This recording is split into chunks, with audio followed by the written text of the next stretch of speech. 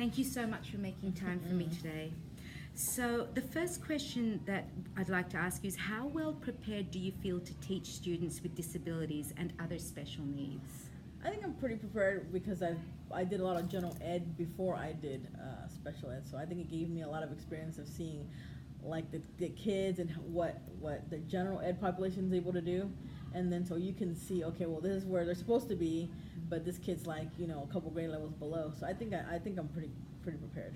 Oh, that's wonderful. Did you complete a traditional program or an alternative certification? I went to UTSA to get my undergrad, so I'm certified. I mean, I went to school and got my degree in teaching. Okay. For the special education part of it, I just took the test. Like after teaching so many years, I decided there was here in this school there's a population of bilingual Spanish speaking special ed students, and there was no one to service them because all the special ed teachers were English speaking. So they weren't getting. I didn't realize you were bilingual. Yes, special ed. bilingual. Okay. So a lot of them weren't getting services in Spanish because there was no one who could help with them. Ms. Garza speaks some Spanish, but she's not certified to work with Spanish I speaking. see. So there happened to be an opening, and I'm gonna go take the test. And So where were you previously? I was a third grade teacher here, and I thought third grade bilingual. Yeah. What is your role and responsibility in teaching these students with disabilities? Like role and then responsibility. So because our school is small, I'm a co-teacher, a resource teacher, like everything that has to do with special ed, I do it. In class support, if there's a student that has to be redirected, we do redirection. If it has to be self-contained, we self-contain them here. So we do a little bit of everything because our school's so small and we don't have a large special ed population. Like some other schools will have specific people who are just resource teachers, or they're co-teachers, or they might be redirection teachers. We don't have that here because we don't have that many special ed kids. So me and Ms. Garza do it all. Like we're just, you know, if we have a kid that's having behavior issues, we stay in here with them. If, you know, co-teaching, you know, we do that. We do resource, so we pull kids in here and work with them in class. Oh, that's beautiful. And in your opinion, what are the characteristics that make up effective inclusive instruction? What kind of characteristics would you see in the classroom that you would say that's effective?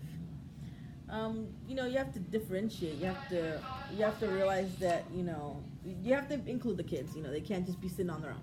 They have to be included in the class. Yes. But you also have to accommodate, you know, and differentiate for them because you have to understand that they're not on the same grade level. Some kids are not that far behind, but some kids, I have students that are like 2-3 years behind grade level. So you have to kind of like bring it down to the level because if you're not doing that, they're gonna get bored. They're not able to do what the rest of the kids are doing, so they're gonna get bored of what they're doing, and they're not gonna wanna. They're just gonna sit there not doing anything. So you talked about differentiation. Can you describe the frequency and the methods of collaboration between you and the general education teacher to work those differentiations in? We've tried as much as we can to meet, you know, with grade levels. It's really hard because every grade level has a different planning period, so it's not always easy to meet with them. But ideally, it would be great to be able to meet with the grade levels. Co-teaching means you're supposed to be teaching as a team, and that's something else that we wish we'd do more of. It feels like a lot of times I'm just sitting there, like watching my kid, you know. Is it something that you're allowed to do, you're supposed to be doing, or how does it work with you? Co-teaching is something we're supposed to collaborate together and we're supposed to team teach, you know, teaching in the class together. It never seems to work that way. It always seems to be like teacher is teaching and then I'm just kind of supporting the kids. And I try not to just focus on my kid. I kind of like wander around and make sure that the rest of the kids are where they need to be, and so. And that is your responsibility, like to co-teach? That's what co-teaching is in special ed. You're supposed to be in there working with the teacher and, you know, chiming in wherever you see, you know. So yeah, and a lot of times it's really interesting. And then so also they figure that, you know, because there's different levels. So there's in-class support, which is just anybody. An assistant can do that, or a teacher can do that, and that's just kids who need a little more extra help. Then there's a co-teach, which is there has to be a teacher. They have to be a certified teacher to go in the class and work with those kids who might need a little extra support that a para can't provide. So what are you finding you do the most of? Me personally, I do a lot of co-teach, which is not really co-teach. I mean, I'm supposed to be teaching also. Right. And resource, because I work with a lot of bilingual students, and I have one student that I'm with him most of the day. Like he's with me for 45 minutes for reading. He's with me for 45 minutes for math.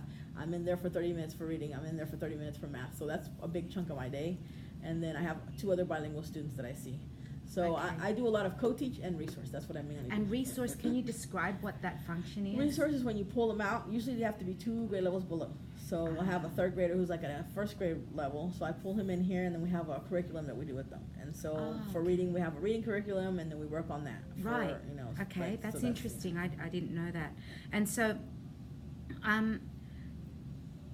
so you pretty much answered in what ways are you providing effective instruction for students with disabilities. You said by at times co-teaching, and then the resource application, which is where you pull And them and bring modifying them in. like the work, like whenever we go in there, if they have an assignment they have to do, we have to follow their IEP. Some of them have like 50% reduced, so they only have to do half of the work, or they have 25% reduced, they only do like a quarter, you know, like a little bit, like 75% of the work.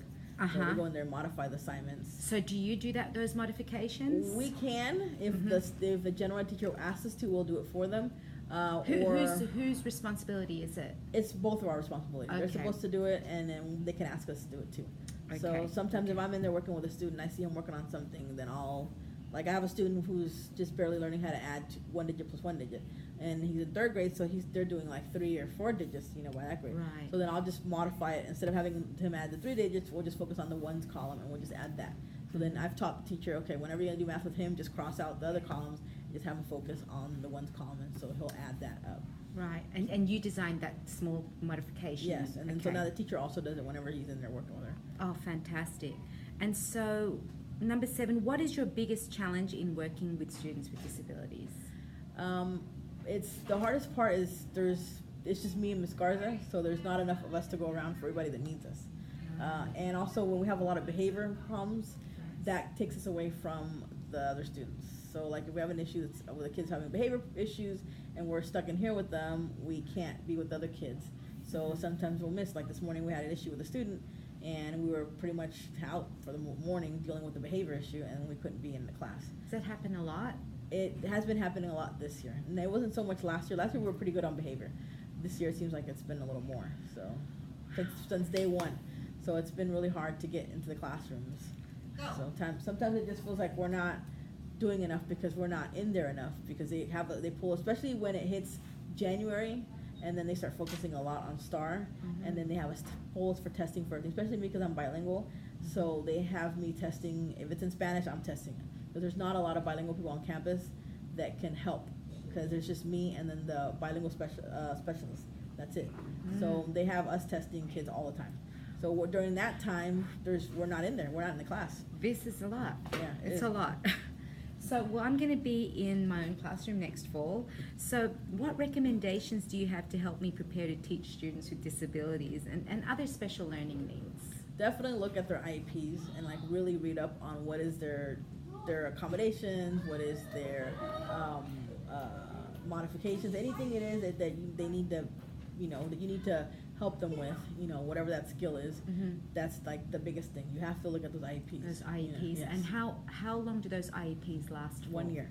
So Okay. it'll say, you know, from some students have their IEPs in March, so it'll be a year from that. So it's Okay. good. And then, you know, and you also have to monitor that they're using those accommodations. Because if they're on there and they're not using them, then there's no point for them to have them. You know, you have to just Right. kind of like document this kids. For example, if they have oral administration and you see that it's not helping them, then there's no point in them having that accommodation. It's not helping them any. So it's I just see. taking up space. You just need to find something else that they're gonna, you know, it's gonna help them. Wonderful. You've been so helpful. I'm Thank glad you I could so help. much for your You're time. welcome. I hope I didn't disturb you for too No, long. it's That okay. actually only took 9 minutes, so I really appreciate you. You're Thank welcome. you.